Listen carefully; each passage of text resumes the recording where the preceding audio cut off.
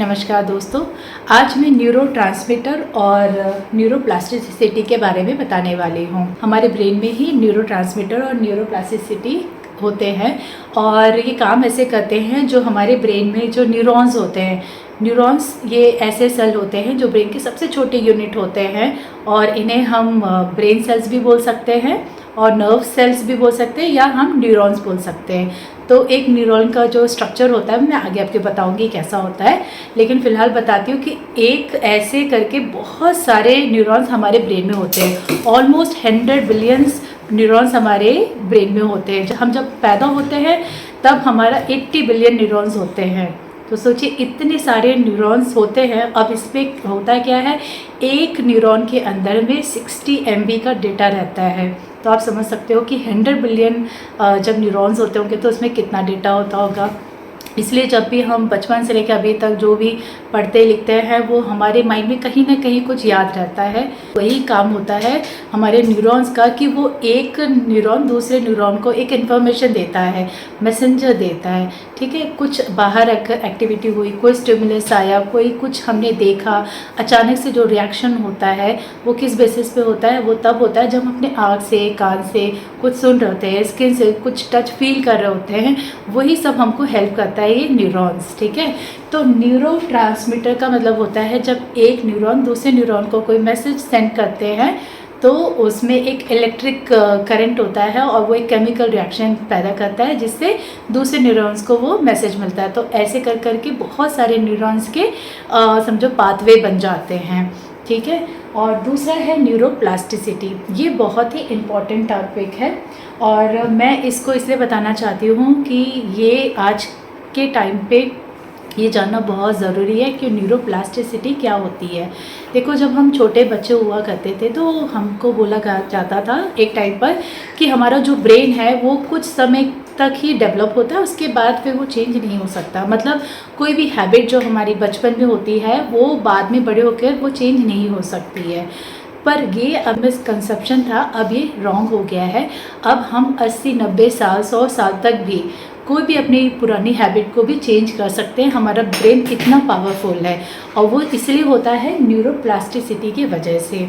मतलब कोई भी ऐसी चीज़ जो हमें ऐसा लगता है कि नहीं मैं ये कर ही नहीं सकती, कोई डर हो या कोई ऐसी बात या फिर ऐसी कोई हैबिट जो मैं चाहती हूँ चेंज करना, तो वो हो सकता है। अगर हम 80, 90 साल के भी हो रहे हैं और ये होगा कि आप पढ़ नहीं सकते, आपकी याददाश्त कमज़ोर हो जाएगी, आपके घुटने ख़राब हो जाते हैं, बाल सफ़ेद हो जाएंगे, दांत टूटने लगेंगे, ये सब फालतू की बातें हैं। ऐसा कुछ भी नहीं है। अगर आपने पहले से ही सोच लिया कि हाँ मैं 30-40 के बाद मेरे बाल सफ़ेद हो जाएंगे और 60-70 में तो मेरे बहुत बाल झड़ जाएंगे, मेरे पूरे वाइट हो जाएंगे, तो वो होगा ही क्योंकि आपने वैसा थॉट लिया है। पर जैसे ही अगर आप पहले से ही बोलो कि नहीं मैं हमेशा यंग रहूँगी, ऐसी जवान रहूँगी, तो आपकी वो जो माइंड है वो एक एक सेल आपको सुन रहा होता है, आपको फील कर रहा होता है। एक्चुअली ये सारा कुछ हमारी फीलिंग से रिलेटेड होता है। जैसे जैसे हम फील करते हैं वैसे वैसे हमारे न्यूरॉन्स एक नया कनेक्शन बनाते रहता है। तो जो मैं बता रही हूँ ये जो न्यूरोप्लास्टिसिटी क्या होता है, न्यूरो का मतलब होता है बहुत सारे नर्व्स जब एक साथ मिलते हैं, एक मैसेज एक दूसरे को देते हैं। और प्लास्टिसिटी का मतलब होता है कोई चेंज। मतलब प्लास्टिक को जैसे हम मोल्ड कर सकते हैं, नया एक और फॉर्म बना सकते हैं, फिर से उसी प्लास्टिक को हम किसी और फॉर्म में बना सकते हैं। उसी तरीके से न्यूरोप्लास्टिसिटी का मतलब होता है न्यूरॉन्स में जो भी कनेक्शन होता है हम पुराने किसी कनेक्शन को छुड़वा कर एक नए कनेक्शन में हम ऐड करवा देते हैं। अभी हम नहीं करते हैं, एक्चुअली हमारे थॉट और हमारी फीलिंग्स ऐड कराती है जिसमें हमारे इमोशंस जुड़े होते हैं, जिन्हें हम फील करके कोई चीज़ अगर बोलते हैं तो वो हमारा काम करता है न्यूरोप्लास्टिसिटी के बारे में। जो न्यूरोप्लास्टिसिटी है उसमें मैं बता दूं कि 1 सेकेंड में 1 लाख प्रोसेस होता है न्यूरॉन्स का। सोचो कितना फास्ट होता होगा, 1 सेकेंड के अंदर 1 लाख प्रोसेसेस होता है। इतना माइक्रो सेकेंड लेवल पे एक काम चलता है यहाँ पर। और यहाँ पे टोटल जैसे मैंने बताया 100 सेल्स होते हैं, न्यूरॉन्स होते हैं, लेकिन अगर हम इस सेल को यूज़ ना करें तो धीरे धीरे कुछ सेल इसमें से डैमेज हो जाती हैं और एकदम ख़राब हो जाती हैं। जैसे अगर मैं बोलूँ कि बचपन में हमने जो भी पढ़ाई लिखाई की, क्या वो आप सबको याद है?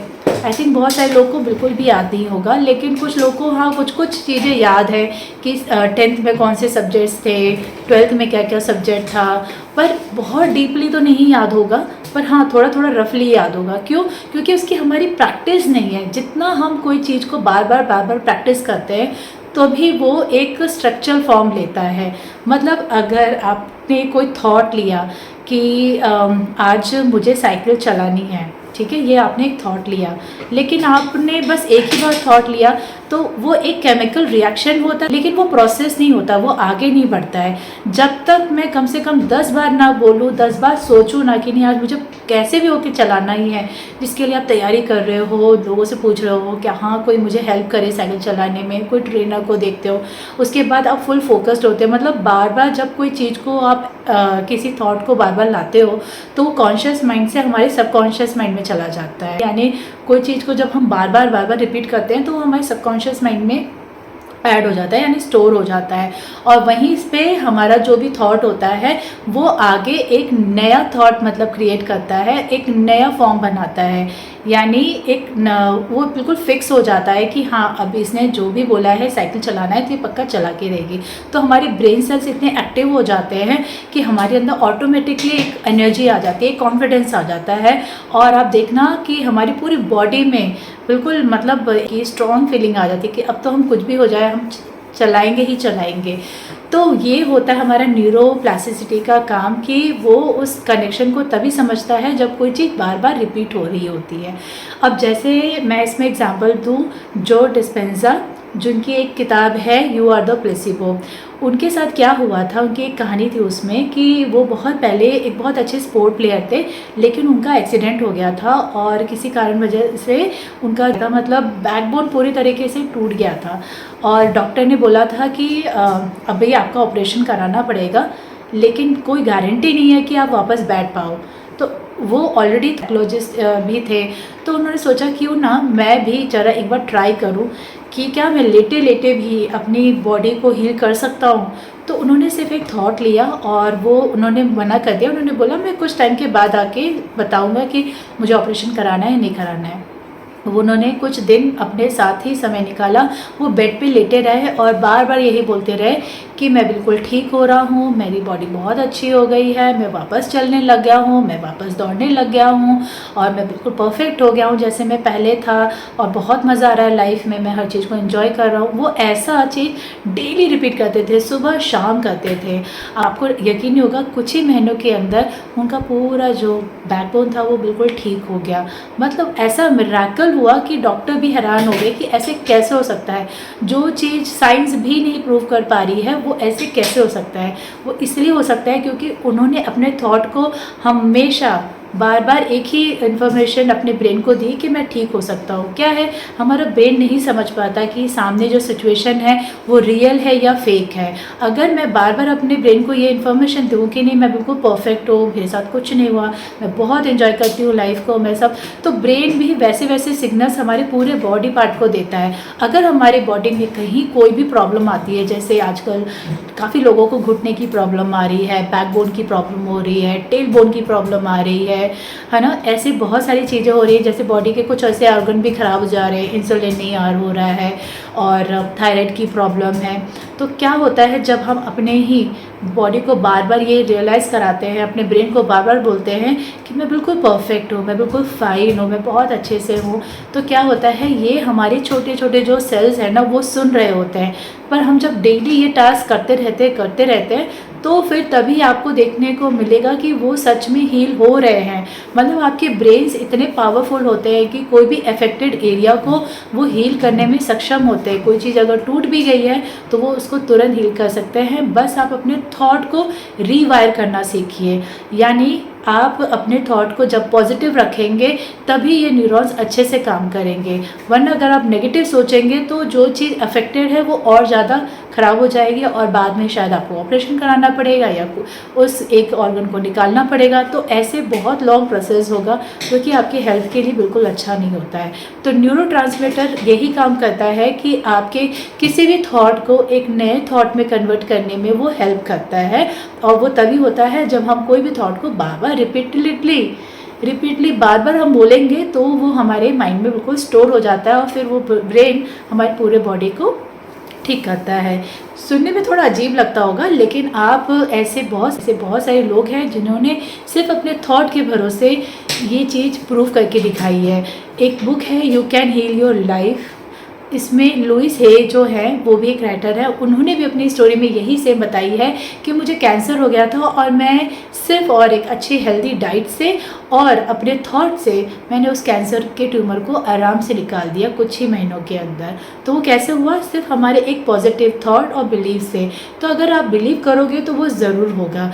इसलिए न्यूरोप्लास्टिसिटी हमको यही बताती है कि लाइफ में कोई भी चीज़ असंभव नहीं है। अगर आपने कभी स्विमिंग नहीं किया और आपकी बहुत एज हो गई है पर आप स्विमिंग सीखना चाहते हो तो ऐसा नहीं है कि आप सीख नहीं सकते हो। आप ट्राई करोगे, कुछ दिन लगेगा आपकी बॉडी को ट्रेन होने में, पर धीरे धीरे वो ट्रेन हो जाएगी। इसी तरीके से कई लोग के हाथ एक राइट हैंड, ज़्यादातर लोग राइट हैंड से काम करते हैं, तो कई बार मान लो एक्सीडेंट में हाथ चला गया तो लेफ़्ट हैंड तो वैसे ही कुछ काम नहीं करता है, लेकिन हम जब डेली लेफ़्ट हैंड से ही कुछ यूज़ करने लगेंगे तो हमारे जो न्यूरॉन्स हैं वो एक नए कनेक्शन बनाते हैं।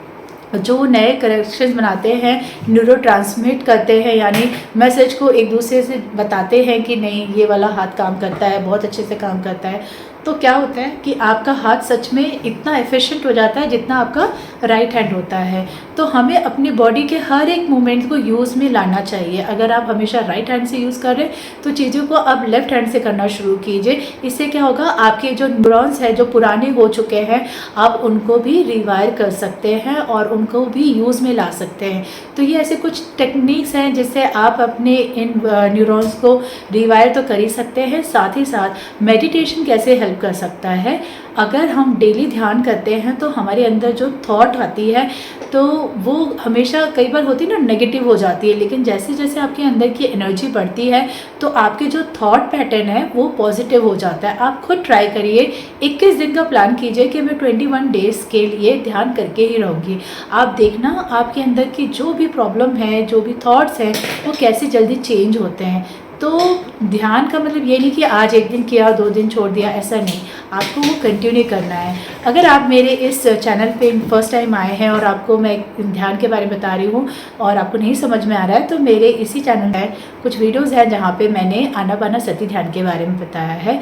बहुत ही सिंपल ध्यान का एक तरीका है जिससे हम ध्यान कर सकते हैं। आप म्यूज़िक मेडिटेशन भी कर सकते हैं, गाइडेड मेडिटेशन भी कर सकते हैं और गुड अफर्मेशंस भी ले सकते हैं। अगर आपकी बॉडी में आपको कुछ चीज़ ऐसी लगती है जिसे मुझे ठीक करनी चाहिए तो वो ज़रूर कामयाब होती है। अगर आपको रात में सोने में दिक्कत है, नींद नहीं आती है, इंसोम्निया वाली बीमारी है या भूलने वाली बीमारी है, बहुत जल्दी चीज़ों को आप भूल जाते हो और आपके अंदर ऐसा लगता है कि एंजाइटी रहती है, हमेशा डर लगा रहता है, आप रात को भी डरे डरे से रहते हो, तो जब आप ध्यान करते हो यानी योग निद्रा अगर उस टाइम पे करते हो तो आप देखना आपके तो नींद आएगी ही आएगी, आप इन बीमारियों से भी बहुत जल्दी निकल जाओगे और साथ ही साथ ये सारी चीज़ें एकदम साइड हो जाएंगी, आप एक नए ह्यूमन में तैयार हो जाओगे। बस हमारी बॉडी भी 2 साल में बिल्कुल नई चेंज हो जाती है, तो फिर आप अपने किसी भी ऑर्गन को भी बहुत अच्छे से को भी वैसे ही ठीक कर सकते हो। आप बिल्कुल ये ना सोचो कि ये मेरा चला गया, दिमाग चला गया, अब कुछ नहीं हो सकता। बिल्कुल इसकी कोई उम्र नहीं होती है। जिस दिन आपने कोई चीज़ ठान ली वो पूरी हो ही जाती है, बस आपकी एफ़र्ट की ज़रूरत है। तो जो भी थॉट आप लेते हो उसके अंदर इमोशंस होना ज़रूरी है। अगर आप सिर्फ ये बोलोगे कि हाँ मैं ठीक हो रही हूँ तो ऐसा नहीं होता है, तो वो हमारा ब्रेन नहीं सुन सकता है। आपको उसके साथ फीलिंग अटैच करनी पड़ेगी, वो इमोशन अटैच करना पड़ेगा। तो अब आप सोच सकते हो कि फिर आप क्या कर सकते हो, आपको अगर कोई भी कहीं भी प्रॉब्लम भी है तो उसको फील करके महसूस करना है कि हाँ मैं बिल्कुल ठीक हो रही हूँ, मैं बहुत अच्छे लग रहे हैं, मुझे मेरी पूरी बॉडी बहुत हल्की लग रही है। अब डेली डेली ये चीज़ करोगे तो आप देखना उसका रिजल्ट आपको बिल्कुल दिखेगा। इसलिए साथ जब कोई इमोशन ऐड होता है तो ही उसका रिजल्ट आता है। तो इसीलिए कोई भी अफर्मेशंस भी कर रहे हैं तो उसको इमोशंस के साथ अटैच होकर होंगे, जब उसको करेंगे तो वो आपका सक्सेसफुल होगा। और आपको इतनी बात मेरी समझ में आती है तो मेरे आगे के वीडियो में मैं और क्लियर बताऊंगी कि न्यूरॉन्स क्या होते हैं, कैसे काम करते हैं, न्यूरोप्लास्टिसिटी क्या होती है, वो मैं और आगे अच्छे से डिफाइन करूंगी। फिलहाल मेरा एक ओवरव्यू था न्यूरोट्रांसमीटर और न्यूरोप्लास्टिसिटी के बारे में। आपको ये वीडियो अगर पसंद आए तो ज़रूर बताइए, कमेंट कीजिए। अगर आपको कोई भी डाउट है मैं वहाँ पे ज़रूर रिप्लाई करूँगी। इस वीडियो को यहाँ तक देखने के लिए बहुत बहुत धन्यवाद।